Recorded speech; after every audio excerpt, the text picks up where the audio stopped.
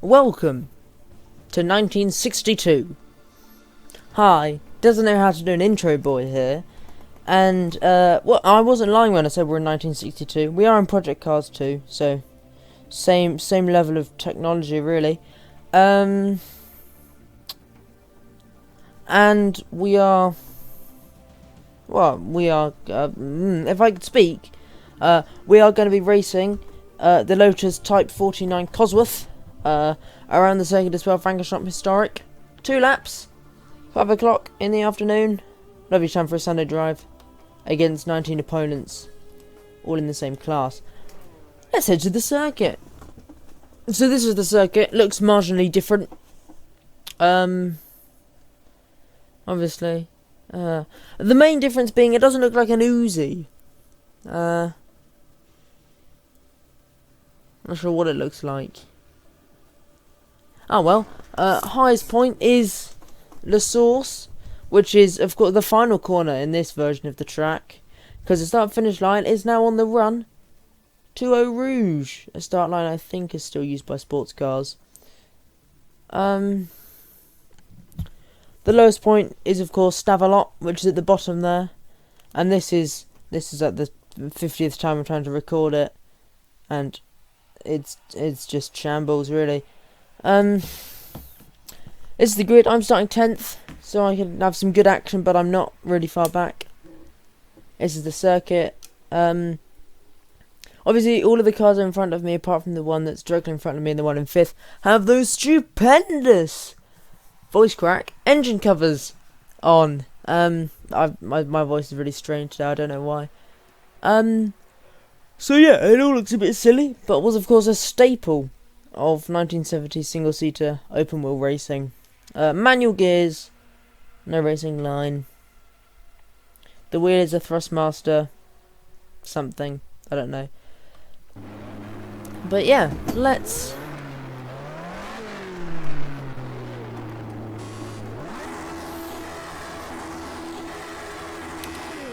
And we are away and racing. Bit of a bad start there, obviously 15 red lights. This Spa clearly has a higher budget than most of the other circuits. They only ever have 5. And I've somehow made it stick at Eau Rouge. Up through Raidillon. Oh my, this is precarious.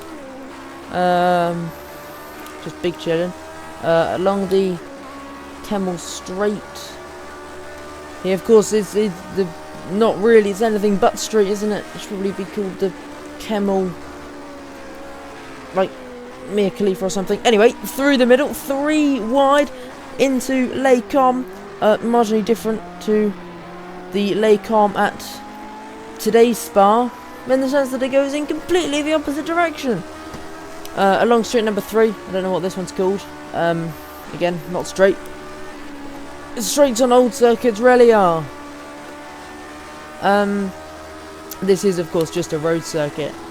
Heading down through towards Malmedy. Here it is, lovely little village. Downside to living here: every time the owners of Spa wanted to host a race, you'd lose one of your main straights. As I send it up the inside for the lead of this Grand Prix, and I've just some excellent defending. That was totally intentional, not just me trying to regain control of the car. And I'm up into the lead. Obviously heading towards one of the most fearsome corners of just early motor racing in general, right up until the point where they axed this section of the circuit off. The Master Kink. Called so because Master is the little set of houses, and Kink because, well, this is what a racing kink is. It's more of a really fast chicane, actually. And obviously the Master Kink is, of course, feet. On the run down to Stavelot now. On the run down to Stavelot now. Being pressured from behind. Not really, actually. My engine is overheating, though. That's not something... Obviously doesn't have the advanced cooling mechanisms of today's cars. Shift down a gear into 4th. And I've gone extremely wide. I had the foresight to turn damage off. Luckily, but I have unfortunately lost the lead, so the only thing that's damaged is my pride. Not something you really want to have damaged. In his slipstream though, pulls out. Oh, not for the first time. Hey, got him there. Past this little house, fling it in, as you do in these cars. Just a real handful, obviously. Really, driving something like this, that is just a blind corner. Fire engine there, probably going to be needed at some point. Unless it starts raining. Oh, I hope it doesn't start raining. Anyway, along this straight, obviously a lot of time to think to yourself. You wouldn't be thinking about yourself though, you'd be thinking about the car. And well, does something sound different? Does it feel off? Through where the bus stop is nowadays, and onto the new start-finish straight, which is, again, anything but straight. I'm not going to make another distasteful joke this time though. You'll be pleased to hear. Through the second to last corner, and down towards La Source. Of course, this hairpin hard on the brakes. I think there is there a car that's out of this race? I think there is. There is a car that's parked in the pits. Here we go, into Eau Rouge, up through Raidillon, there it is. Exit of Raidillon. I've lost the car behind me. I am shouting and I'm very sorry about that. The gap is now a second along the Kemmel straight. Not going to make that joke again. You can have too much of an excellent joke. I'm about to lift off there. Big snap of the rear end into Les Combes. Third gear now. Just hoping that nothing goes wrong with the car. Mechanical failures are on. I hope that the fuel line doesn't break or the engine doesn't overheat. I think we should be okay in that department. I really hope I haven't just jinxed it though. Through here, making it as wide as possible, not so wide so you get caught on the grass and in turn put in the ditch. He has gained on me massively. That is a bumpy corner. And he sees his opportunity. I'm surprised the car can move with the size of that man's balls. Oh dear. And I've gone wide. I've gone wide. I've spun it. No, I haven't. I've been saved by the barrier. Words no one has ever said ever. Unless you're in sim racing. I am shouting and I need to stop shouting. Here we go though. I'm in third. Hoping I can maybe make a move. Yes, I've got a much better run out of Malmedy than this man has. And, well, it wasn't really Malmedy, was it? Towards feet. The Master Kink. That's a horrible joke, and I'm very sorry. But I'm sorry, not sorry. As I'm on the inside. Make it the outside. No, I'm not on the outside anymore. The car behind me nearly had a big accident. That would have paved the way for goal to get third. The engine is at 30 now. 30% on the way to overheating. 31. Thankfully I can lift off into this corner. Just have to hope that the weather does not change at all. So 33 now. Obviously there is a point of no return in this game. Just have to hope that I don't hit it. Out onto the back stretch now. And well, it looks like that's the advice that I give to everyone watching this video. Obviously, motivational quote of the daytime. Hopefully that doesn't become a regular thing. That was tacky. Through this blind right-hander. Had to lift off there. At 34 now.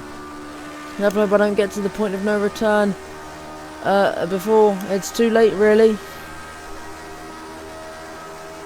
Obviously something similar happened to Jim Clark. I think that was a fuel line leakage. And he rounded La Source and rolled to the finish line. He was pipped almost on the line though by another driver whose name I am forgetting, and I feel awful about that. I think it was a big famous driver. You had to be really good, and if you were really good you got recognition, because these cars were just impossible. into La Source for the final time in what has been an incredible race. The checkered flag is in the air. Nearly hit the pit wall. Don't do that, and I've won! Oh, yippee! That was ludicrous. And not the rapper. I think the fastest lap of the race has gone to Mark Cressman, though, with a 3:47. My best was a 3:50. A long way off the lap record here for these cars. I think it's these cars. Anyway, let's see. Was anyone faster? Oh, Dave Richardson was close. Who DNF'd? I want to see what happened to Fernando now. Fernando. Awful, I'm very sorry.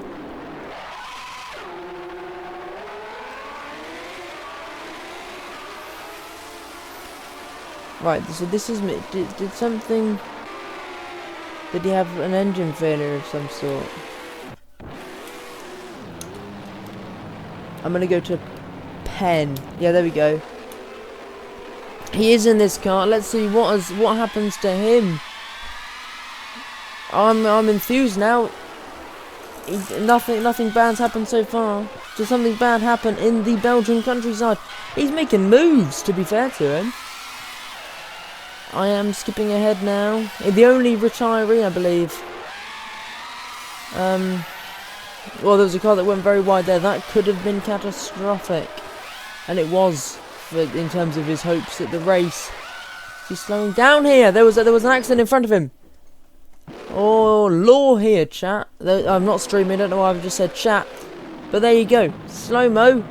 He's kept his foot in him. He's arco braked it, to be fair. Oh, actually, he is off on the grass over there, and he's out of the ditch. Incredible stuff. That almost certain death if you crash there in 1962, which is obviously when he crashed. So I don't know how he's still racing. Anyway, is he about to be overtaken? That's very dangerous. You can just see how precarious this racing is, though. I mean, can you imagine barreling along here at 160 miles an hour, 170, if you had the right car? And there was an accident in front of him. Oh, that's a massive crash. He's flipped over. Oh my goodness.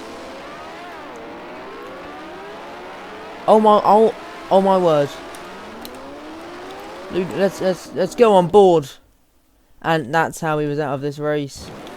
Let's just look at it from his view.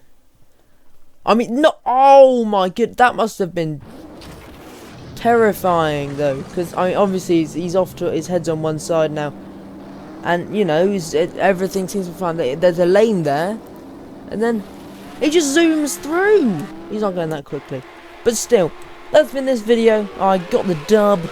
Sweet Vic Roy. 3.9 seconds was the gap. If you want me to do more kind of content, smash the like button. If you didn't find me horrendously annoying, then please do subscribe. I've been Skelly Games, obviously. I will see you all next time. Goodbye.